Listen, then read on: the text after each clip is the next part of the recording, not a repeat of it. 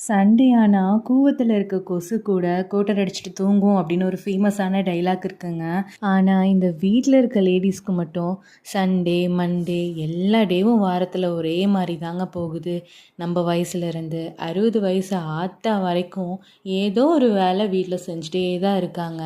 சில சமயம்லாம் நம்ம வாழ்க்கை எதை நோக்கி போயிட்டு இருக்குது அப்படின்னு ஒரு காமெடி டைலாக் இருக்கும் பார்த்தீங்களா, அந்த மாதிரி தான் யோசிக்க தோணும். வீட்டில் எல்லா வேலையும் பண்ணிட்டு வேலைக்கு போகிற லேடிஸ் பற்றி நான் நிறைய யோசிச்சிருக்கேங்க. எப்படி இவங்க வந்து குழந்த, ஃபேமிலி, ப்ரொஃபஷன், நிறைய பேர் பிஸ்னஸ் கூட இப்போ பண்ணுறாங்க.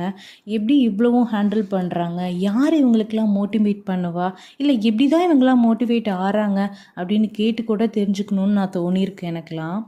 இப்போல்லாம் நமக்கு என்ன வேணும், இல்லை நம்மளால் என்ன முடியும், என்ன பிடிக்கும் அப்படின்னு யோசிக்கும்போது சத்தியமாக வந்து அது யோசிக்கிறதுக்கு கூட இப்போ டைம் இருக்கான்னு தெரிலங்க. அப்படி போயிட்டுருக்கு லைஃபு. இவ்வளவும் நான் எங்கே உட்காந்து யோசிப்பேனா, இந்த மாதிரி தோட்டத்தை பக்கம் தாங்க.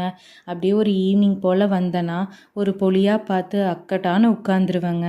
உட்காந்து எதையாவது பார்த்துட்டு எதையாவது யோசிச்சுட்டு அகெயின் வீட்டுக்குள்ளே போனால் வீட்டு வேலையெல்லாம் ஸ்டார்ட் ஆயிரும். அடுத்த நாள் திருப்பி இதே வேலையை ரொட்டீனாக பண்ணணும்னு நினைக்கும்போது கொஞ்சம் கஷ்டமாக தான் இருக்குது. பட் வீட்டில் எல்லா வேலையும் முடிச்சுட்டு குழந்தைங்களெல்லாம் தூங்க வச்சுட்டு இந்த மாதிரி ஃபேமிலியோட கொஞ்சம் நேரம் அரட்டை அடிக்கிறது சந்தோஷம் ரொம்பவே சந்தோஷமாக தாங்க இருக்கும்.